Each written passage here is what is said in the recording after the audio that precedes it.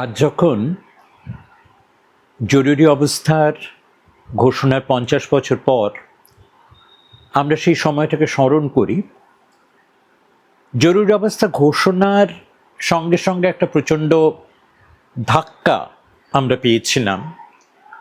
গণতন্ত্রে আমাদের বিশ্বাস, গণতন্ত্রে আমাদের আস্থা তখনও যথেষ্ট মজবুত ছিল।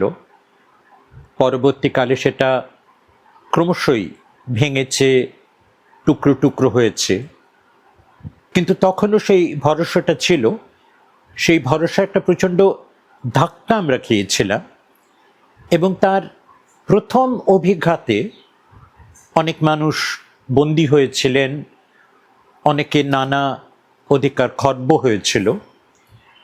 এটাও যেমন সত্য, কিন্তু তার পাশাপাশি আমরা অল্প সময়ের মধ্যে যেন খানিকটা এটাকে মেনেও নিয়েছিলাম এবং অনেক কিছু তার মধ্যে প্রতিবাদী অবস্থান নেওয়ার সুযোগ কিন্তু তার মধ্যেও ছিল। যার একটা খুব বড় উদাহরণ, এমার্জেন্সির সময় জুড়ে উৎপল দত্ত কিন্তু তার ম্যাকবেথ নাটক অভিনয় করে গেছেন এবং 1989 সালে একটা সাক্ষাৎকারে উৎপল দামায় বলেন, শেক্সপিয়ারের ম্যাকবেথ যখন আমরা করলাম, আমরা বুঝতে পেরেছিলাম যে শেক্সপিয়ারের ম্যাকবেথের চেয়ে স্বৈরাচারের বিরুদ্ধে বেটার প্লে হতে পারে না। এমার্জেন্সির বিরুদ্ধে এত ভালো নাটক আর নেই, এখনো পর্যন্ত লেখা হয়নি। কিন্তু আমরা জানতাম যে এটা যে শ্রীমতী ইন্দিরা গান্ধীর এমার্জেন্সির বিরুদ্ধে নাটক, সেটা ধরার মতো বুদ্ধি কংগ্রেসীদের নেই। ম্যাকবেথ করলে ওরা বলবে যে দল শেক্সপিয়ার সাধনায় মগ্ন আছে, এদেরকে কিছু বলো না। তাই হলো, ম্যাকবেথকে ওরা কোনো বাধা দেয়নি। এমার্জেন্সির সময় জুড়ে ম্যাকবেথ এবং ব্যারিকেড নাটক দুটোই উৎপলদা এবং পিপলস লিটল থিয়েটার খুব ব্যাপকভাবে করে গেছে। সবসময় প্রেক্ষাগৃহ ভর্তি থেকেছে। তার বিভিন্ন সময় মানুষ করতালি দিয়েছে, উল্লাসধ্বনি করেছে। তার প্রতিবাদের সঙ্গে কোথাও একটা নিজেদের জুড়তে পেরেছে।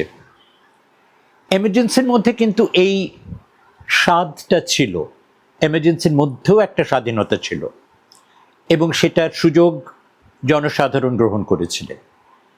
কিন্তু ৫০ বছর পরে আজকে যখন আরও অনেক সুসমন্বিতভাবে এবং একেবারে 1922-23 সালে ইতালিতে বা 24-25 থেকে 35-36 জার্মানিতে ফ্যাসিবাদ ঠিক যেভাবে খুব ঠান্ডা মাথায় মানুষের আত্মপ্রকাশের, মানুষের নিজের দাবি দাওয়া বিশ্বাস উচ্চারণ করার প্রত্যেকটা সুযোগকে খর্ব করার, দমন করার একটা নীতি একটা নতুন স্বাভাবিকে নিয়ে গেছে।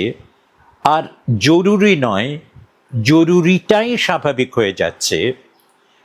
যে জন্য ঠিক মনে হয় যে ফ্যাসিস্ট আমলে যেরকম জার্মানিতে হয়েছিল, যে যা কিছু আদেশ ফ্যাসিস্ট সরকার দিচ্ছে, যেমন বিখ্যাত বই পোড়ানোর আদেশ, সঙ্গে সঙ্গে তারা দাবি করছেন যে যেখানে যেখানে এই আদেশ পালিত হবে, সঙ্গে সঙ্গে তার ছবি তুলে সেটা কর্তৃপক্ষের কাছে পাঠাতে হবে, সেটা নথিবদ্ধ হবে।